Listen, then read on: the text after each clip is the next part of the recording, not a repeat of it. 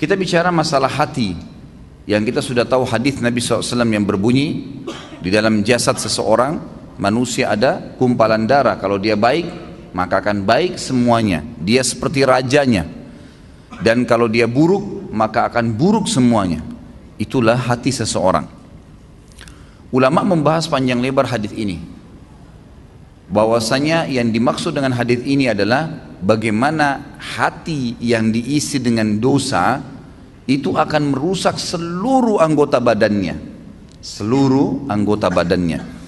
Jadi kalau misal ada satu saja penyakit hati, apa saja sifatnya, baik itu riya kah, iri dan dengki kah, apa saja, maka dipastikan itu akan merusak anggota tubuh dia. Artinya dari sisi penampilannya pun akan terganggu.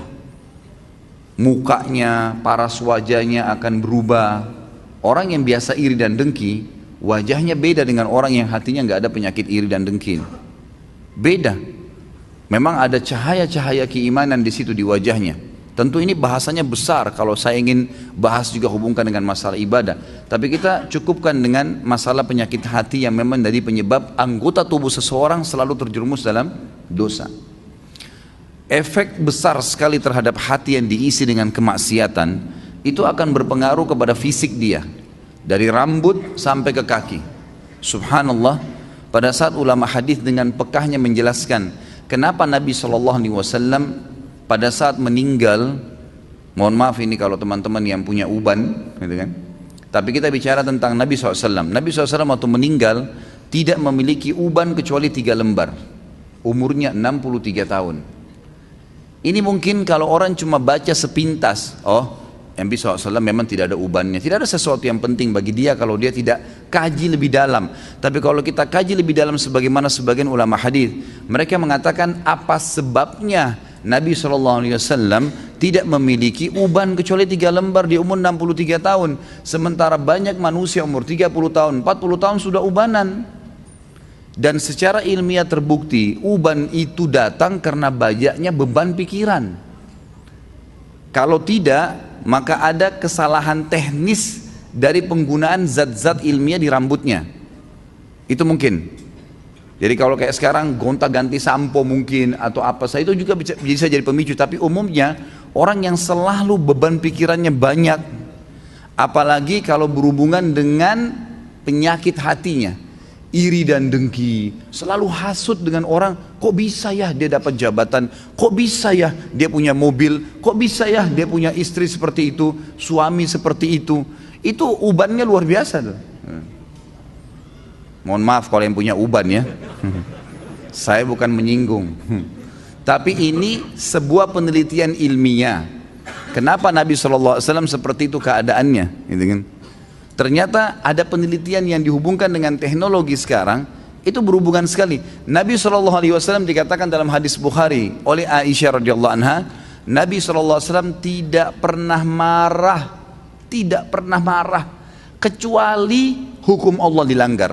Kalau yang berhubungan dengan urusan dunia, nggak pernah beliau marah. Lebih banyak memaafkan. Sampai ada seorang sahabat datang mengatakan, ya Rasulullah, saya punya kebun nih, pegawai saya banyak, sering buat salah.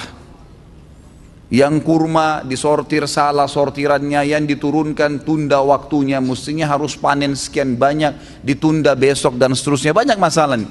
Berapa kali kami harus maafkan pegawai kami? Apa jawaban Nabi SAW? Maafkan mereka walaupun sampai 70 kali. Bukan keluarkan, pecat. Nabi SAW lebih lari kepada masalah memaafkan. Ternyata orang kalau lebih mendahulukan untuk sudahlah maafin, ya sudah ikhlaskan, semua berhubungan dengan masalah hatinya ini, itu berpengaruh kepada organ tubuh semuanya. Subhanallah, ketegangannya gitu kan, stres, semuanya itu akan hilang karena dia pelongkan. Dan saya sudah bilang ikhwah dan akhwat rahiman rahimakumullah, dalam agama kita kalau ada seseorang berbuat jahat dengan kita, jangan balas kejahatan dengan kejahatan. Nggak boleh orang gunjing kita balas dengan gunjing. Dia dosa, kita dosa, dia dihukum, kita dihukum. Sementara saya sudah bahasakan sering di pertemuan kita, dosa itu pasti punya efek jera yang besar. Kalau kita mencuri 1 juta, hukumannya bukan Allah akan ambil 1 juta dari kita, tapi Allah akan buat kita masuk rumah sakit dibiayai 100 juta. Efek jerah dari 1 juta yang dicuri. Sejam berbuat zina, Allah bisa menghukum dia dengan sebulan sakit. Mungkin dia sempat menendang seseorang karena dianggap dia punya power, atau seekor kucing yang jalan di jalanan karena menganggap iseng, kucing itu nggak ada apa-apanya, nggak bisa melawan saya, ditendang. Pastikan efek jerahnya, satu waktu dia jalan dengan sepatu bagus, jalanannya bagus, kakinya keseleo, 2 minggu sakit. Efek jerah dosa itu besar, gitu kan?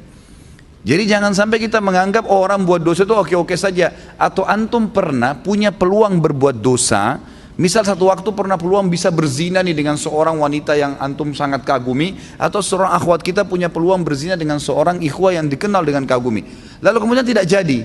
Syaitan membisikkan kita, coba dulu saya zina aja ya, yang penting saya sudah zina dengan orang yang saya cintai, yang saya sukai, toh saya juga sekarang bisa taubat. Keliru. Karena taubat itu hanya membersihkan kita dari hukuman hari kiamat, tapi di dunia harus ada pembersihan, tidak bisa tidak. Tidak ada dosa yang tidak punya efek jerah, mesti ada, sekecil apapun. Tentu efek jerahnya itu sesuai dengan kadar perbuatan, tapi lebih berat daripada perbuatan dia. Dosa seperti segelas racun. 1 gelas racun ini sebenarnya secara medis bisa diobati dengan susu. Karena susu minuman yang steril, bisa mengobati racun yang masuk dalam tubuh. Tapi pertanyaannya, apakah 1 gelas racun bisa diobati dengan 1 gelas susu? Jawabannya tidak mungkin. Mungkin membutuhkan sampai 1000 gelas susu. Artinya efek jerahnya besar. Efek jerahnya besar. Maka kata kunci dalam hati seseorang. Makanya kata para ulama, bisikan syaitan agar seseorang terjerumus dalam dosa dimulai dalam hatinya. Selalu hati yang terbisik, bukan di kuping kita, bukan di luar, di dalam hati.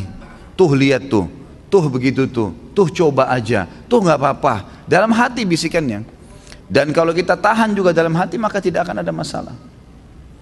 Jadi hati ini memang betul-betul raja nih, kata para ulama. Nabi SAW pernah kedatangan seorang laki-laki dalam hadis Bukhari, ya Rasulullah, wasiatkan saya. Nabi SAW tahu orang ini emosional. Kata Nabi, jangan kamu marah. Marah itu penyakit hati loh ya, di hati. Tapi dia teraplikasikan nanti dengan gerakan tangan, ekspresi wajah, tapi dia dari hati tuh. Nabi SAW ingatkan, jangan kau marah, hatimu tidak boleh. Apalagi ya Rasulullah, jangan kamu marah. Apalagi ya Rasulullah, jangan kamu marah. Nabi SAW, kata para ulama hadis, seringkali memberikan nasihat sahabat sesuai dengan keadaan yang sedang dihadapi oleh orang itu. Jadi makanya kita pun sebagai umat Nabi SAW tidak mengambil hukum spontan dari sebuah hadis, karena itu per kasus di zaman Nabi SAW, gitu kan? Jadi bisa saja sahabat ini pernah seperti ada sahabat yang datang mengatakan, ya Rasulullah, anak muda nih, dalam hadis Bukhari juga, saya siap tinggalkan semua dosa, semua yang Allah larang saya tinggalkan, semua yang Anda larang saya tinggalkan, kecuali satu, izinkan saya berzina. Ini kasus lain lagi. Kata Nabi SAW, apa kau ridha kalau ibumu dizinai? Dia bilang tidak. Saudarimu? Tidak. Istrimu? Tidak. Tantemu? Tidak. Anakmu? Tidak. Lalu kenapa kau ridha untuk dilakukan pada orang lain? Di sini Nabi SAW mengobati keadaan para sahabat yang sedang bertanya sesuai dengan kasus yang sedang dihadapin, gitu kan? Ini poin lainnya. Kita kembali kepada poin bahasan kita.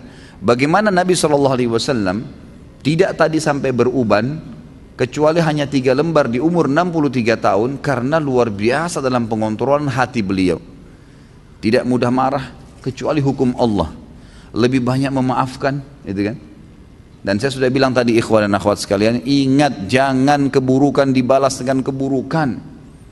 Orang fitnah, biarin dia fitnah sampai dia capek. Jangan dibalas dengan fitnah. Lalu apa yang saya harus lakukan, Ustadz? Maafkan. Masa sih Ustadz? Maafkan. Enak benar dia Ustadz? Maafkan. Nggak ada kata lain, jawabannya cuma itu. Maafin. Baik. Lalu dia bagaimana? Sudah enak-enak berbuat fitnah saya, sebarin saya. Allah ada. Allah subhanahu wa ta'ala itu kita yakini sebagai orang beriman, Sami', maha mendengar, Basir, maha melihat, Alim, maha mengetahui. Gak usah khawatir. Hukum yang telah Allah turunkan, setiap orang yang berbuat dosa pada Allah, dia kalau tobat Allah ampuni. Tapi kalau dosa berhubungan dengan hak makhluk, manusia, maka dia harus tobat kepada Allah dan meminta maaf kepada manusia yang dia buat salah. Gunjing, fitnah, mencuri, merusak nama baik. Jadi kalau kita begitu difitnah, langsung awalnya kita maafin, udah deh saya maafin. Allah mengatakan wal afina anin nas, hati kita steril kembali tuh. Kita mendapatkan pahala karena menjalankan perintah Allah dan Rasulnya, gitu kan? Dan dia selama dia dalam hukum Allah yang kita yakini, dia selama tidak minta maaf dengan kita, hukuman Allah tetap datang pada dia. Gak usah khawatir, gitu kan? Apa yang kita mesti khawatirkan? Toh dia akan dihukum sama Allah kok. Orang tadi yang menendang kucing dengan menganggap oh kucing ini nggak bisa buat apa-apa, pasti Allah SWT datangkan hukumannya. Jadi kalau antum tiba-tiba jalan baik-baik saja, sepatunya baru, jalannya bagus, tiba-tiba keseleo, coba muhasabah tuh. Biasanya kata ulama, Allah Subhanahu Wa Taala pada saat mendatangkan sebuah hukuman kepada seorang hamba, itu Allah lintaskan di benak dia dosa yang dia lakukan.